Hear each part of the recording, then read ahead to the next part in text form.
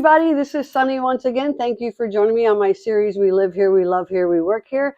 Today, what a super cool day we have. I'm here with my guest, JJ from Community Cat Crew, to talk to you about Community Cat Crew, feral cats, and what you can do to help this situation.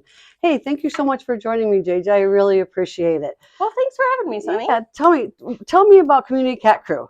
So, as a rescue, our primary directive is really to help to control the feral cat population, to educate the community, things that they can do to help feral cats, things that they can do to make their lives better, and to help us reduce the overpopulation. So we see less of these kittens being born, less of these kittens being rescued, less of these kittens entering shelters. And less of them being killed on the streets, right? Absolutely. Just so you know, feral cat, define, for some people don't quite understand, a feral cat doesn't necessarily, people say it's feral, it's mean. That's not necessarily the case. Explain what a feral cat is. So depending on who you talk to, you're going to get different answers to that. So generally speaking, a truly feral animal is some animal that has no experience with humans. So you might say that a deer that lives in the woods is a feral creature. It has no experience with humans. So what we generally have here in the city are community cats. So these are animals that have varying degrees of association with people, whether it's they were once in a home and then ended up outside, or they're being fed by humans. And how friendly they are really just depends on what kind of experiences they've had. So it's kind of a level of friendliness, and the ones that tend to be untouchable and unhandleable and really don't want to associate with human tend to have that feral tag. Right? Versus, say, a stray cat, which is an animal that would have been born in a home, would have been very socialized with humans, but has, for one reason or another, found itself in an outdoor environment. Okay. Yeah. So, Community Cat Crew, you teach people how to, well, first of all, I want to thank you very much. Let me back up here for a second, because we have feral cats at our house. I want to thank you so much for the donation you gave us for one of our sick feral cats. That was really, really gracious of you and so appreciated. So thank you very much, everyone. That was really, it was really, really cool.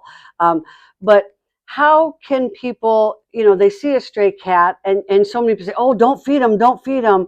And I always think, well, if I was hungry, I would want someone to feed me. So how can people in our community help a feral cat? Because we have quite a feral cat problem within Grandville, or actually within the greater Grand Rapids area, more so than a lot of people, I think, realize. How can our viewers help? What do you do? How do you help a feral cat?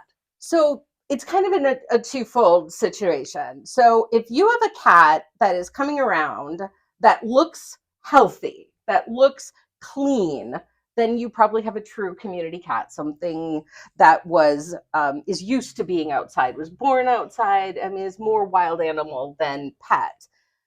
Food, fresh water, a safe place to live, a protected place in the winter, like things that make that animal's life easier is step one. So if you want to help that animal, feed it, water it, give it shelter.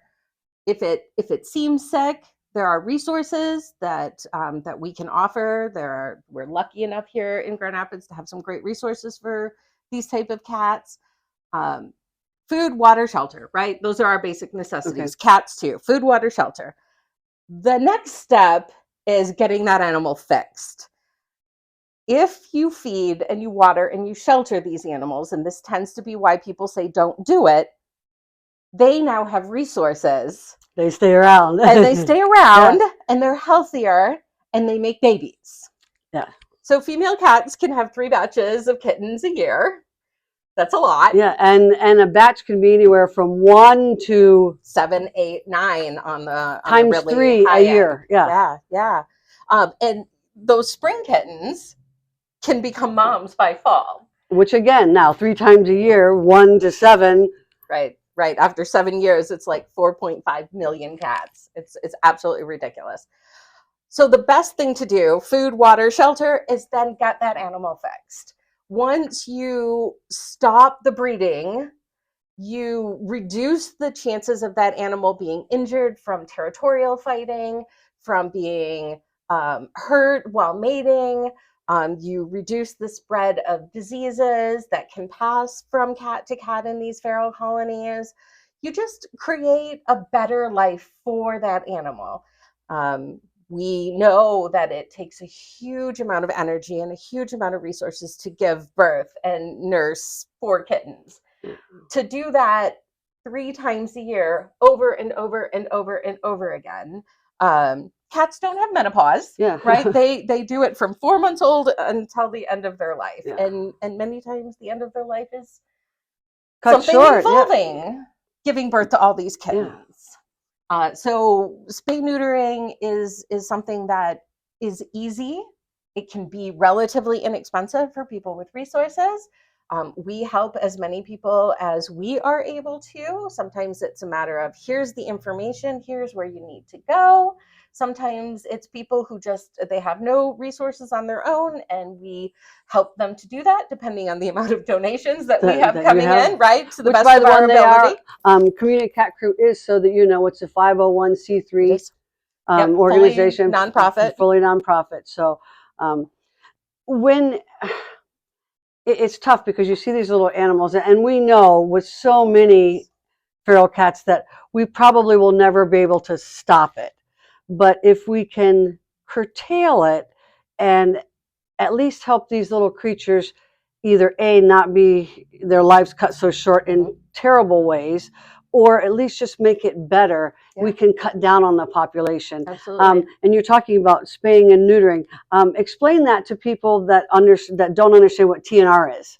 Sure. Because a lot of people, we use that term a lot, TNR, and they're like, TNR, what is that? Right. We throw it around very regularly, and we realize that there's a huge portion of the population that really has no idea what it means. So the idea with an animal that is unfriendly to people, just like a raccoon, right? You're not going to put that in your living room. You don't want it in your car. But we want to do what's best for it. So what we do is we humanely live trap these animals. We take them to the vet. They are sedated. They are spayed or neutered, depending on their sex. And then we take a small portion of their left ear off so that people can visibly see they've been through this process, so they never have to go through it a second time. Right. And we're not wasting resources. So they are trapped, they are neutered, and then they are returned. And the return or release is important because these animals, they live in that area. That is their home. Now, if they were strays and they're friendly, a lot of times they come into our adoption program. But these cats that are not socialized to people, they don't want to be in our homes. And relocating a cat is extremely difficult. It's stressful and it's to them. Extremely stressful. And it doesn't work as often as people would like to think it does. Well, it's like if you would take a child out of their home and put it in another state and leave it on the side of the highway. Right. They have no resources. They have to be caged for a minimum of 3 weeks. They need a caretaker to food and water and take care of them until they start to learn come the to area. the understanding that is a home base for them. So we do not relocate animals, and most TNR groups do not. The idea is that they go back to where they came from, but they're better neighbors. So we get less screaming, less fighting, less spraying, less kittens. Less babies, for sure. Absolutely. Now, some of the resources, I know my husband and I, we care for feral cats. And yes, if you do it on your own, it can be very expensive. But you have resources. Tell our viewers like the types of resources that you have that you can help them with. You mentioned that if they don't have the resources themselves, that you can oftentimes help them with spay and neutering, but there's other resources as well to help these animals. Absolutely. So a lot of times it really just depends on what people need. Sometimes they recognize a problem and they just don't know what step 2 is. What do I do? Right. Sometimes it's a matter of this is how to make a winter shelter. This is how to put food down so that it's not attracting skunks and possums and things that they may not want. This is how you keep water fresh. This is how you can take care of a colony. Sometimes it's simply a matter of information. And education. Right. Sometimes like it's a situation where people know what they need to do. They're like, this cat is stray. This cat shows up on my porch every year with kittens, and I feed them, and I don't know what happens. I know that it needs to be fixed. And they need to borrow a live trap, and they need to know how to use a live trap. And so we can loan out live traps. We can teach people how to use them, and then they can transport that animal to one of these low-cost spay and neuter clinics. Which you do provide information to, because Absolutely. there are a lot of low-cost spay and neuter clinics out there that you're affiliated with, correct? Absolutely. There are multiple options in the Grand Rapids area. We are very lucky to have what we have. And then there are the people who just have no resources. They are struggling month to month, and they're still buying cat food to feed the colony in their because backyard. They have big hearts. Because they have big hearts. And they've gone from 3 cats to 12 cats to 50 cats. And then depending on our ability to help, we will do like our full treatment, right? Where we go out and we do the trapping and we do the transporting, and then we pay the veterinarian to take care of the spay and neuter, and then we bring them back for the individual. This kind of full service really depends on what we have coming in. Because they're 501c3, they do completely rely on donations from the community. Yep. In fact, we're here in their location in downtown Grandville, and you can see some of the items that they have for sale. That helps produce money for them. They also have people that make items or drop off items that they can resell in their boutique here. And then in the back, there's actually sometimes kittens and cats that were maybe strays, or in my case, we have 2 ferals that were born on our property, but because they've had interaction with us since they were born, they could actually be adopted as a stray because they're very familiar. They want to be interaction. But the other ones, again, we've had them TNR'd. But so there's a lot of things here within their boutique. I encourage you to stop by because they've got some really cool stuff. And it's not just cat stuff. I just saw something over there that I might have to pick up about Live, Love, and Bark, because you all know I have dogs as well as feral cats and chickens.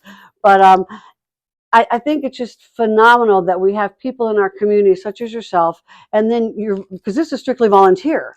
Right, 100% donor funded, 100% volunteer run. Nobody gets paid. And that says a lot about our community. It says a lot about your dedication to helping educate people about feral cats and how to help feral cats. And I'd like to hopefully maybe come back again and we can talk to them about some other of the services that you have. Absolutely. And I promise it won't take a lot of time. But so anything else that we should know in caring for feral cats? So as we enjoy this extremely mild weather, yay! Right here at a time where we have a lot of pregnant outdoor cats, I just want to touch base very quickly on what a lot of people consider to be rescuing of the kittens at this time of the year and as we get into spring. I urge people, if you see kittens outside, to please leave them where they are until you have a plan. You can always reach out. We are happy to tell you what to do, how to do it. But 80% of kittens that flood shelters every spring come from these outdoor cats and are rescued by kind people trying to do the right thing. And many times what we're actually doing is taking them away from their mom. Too soon, way too soon. Too soon. And finding people who are able to care for kittens that young is difficult. Because young ones, when they are taken away too soon, that results in a bottle baby. Yeah. So those guys can be fed as often as every 2 hours for the first couple of weeks of their lives. Every 2 hours, folks. That's 24 hours around the clock. 24 hours a day. Some of them require specialized equipment. I'm a bottle baby foster. I do that very regularly, but it's difficult. Yeah, it's difficult to time find consuming, and it's hard to find people to do that. So please, no kidnapping unless you have a plan. Or if you find that, contact JJ or one of her phenomenal volunteers here at Community Cat Crew, and they can guide you on the process, the size of the kittens, or when to kitty nap them, so that you're not doing it too soon and you're not harming the babies as well. Absolutely. Awesome. Well, thank you so much. I really appreciate your time. Thank you all for being here. We look forward to seeing you again next Monday on We Live Here, We Love Here, We Work Here. And stop by the Community Cat Crew in downtown Granville. You want to give the location and So phone? we're at 3901 Chicago Drive. 3901 Chicago Drive, Suite 107. Perfect. Right across the street from Big B and from The library? the library. So give her a stop by. And again, if you see baby kittens, little baby kittens, don't pick them up. I mean, don't take them away from their mom. Contact JJ. She can guide you through the process of how to do it so that that kitten has the best possibility for a good life and a successful life, as opposed to being taken away too soon and causing problems and even death. So thank you very much for being here. Really appreciate it. Talk to you guys later. Bye.